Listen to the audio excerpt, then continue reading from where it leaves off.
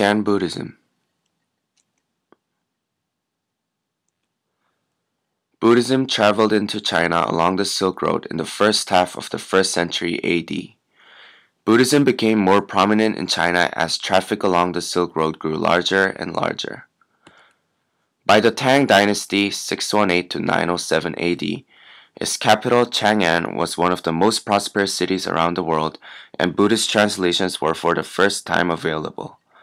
It was during this period that a new branch of Buddhism arose in the land of China through an Indian monk, Bodhidharma. This new school, with elements from Taoism combined, came to be known as the Chan school. The general principles of Mahayana Buddhism are apparent in Chan Buddhism. That is to say, all sentient beings have Buddha nature, which is essentially the mind itself. The objective of Chan practice is to discover one's Buddha nature through practice of Buddha's teachings and meditation. The ultimate goal of this is to become a completely enlightened Buddha. The followers of Chan Buddhism also believe that the world is an illusion produced by each individual's mind, and every thought the individual makes has the power to lead to a retributive future result, karma, and this decides what form one will appear in his or her next life.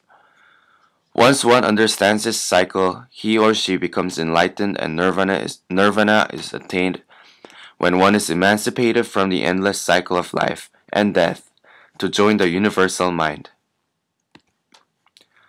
There are 6 major Chinese variations within Chan Buddhism. First is the theory of the double truth. The theory states there are 2 kinds of truth, a common one and a higher one. This theory basically examines the complexity of truth by observing the interrelationship between existence and non-existence. Also, the Taoism influence is also evident within Chan Buddhism. A good deed entails no retribution. It came from the Taoist belief in non-action, and it states that action without effort does not entail karma or future retribution.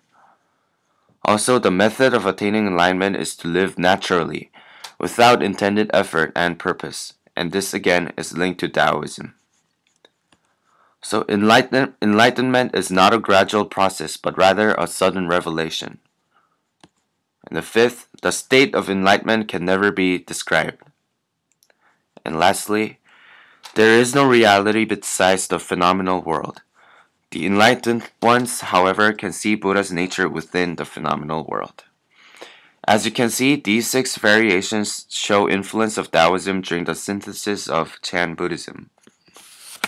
Now, as for meditation, there are multiple types of meditation in Chan Buddhism, such as sitting meditation, intensive group practice, cone practice, etc. However, sitting meditation, called Zhuo-chan in Chinese, also known as sitting dhyana, is the core aspect of Chan practice.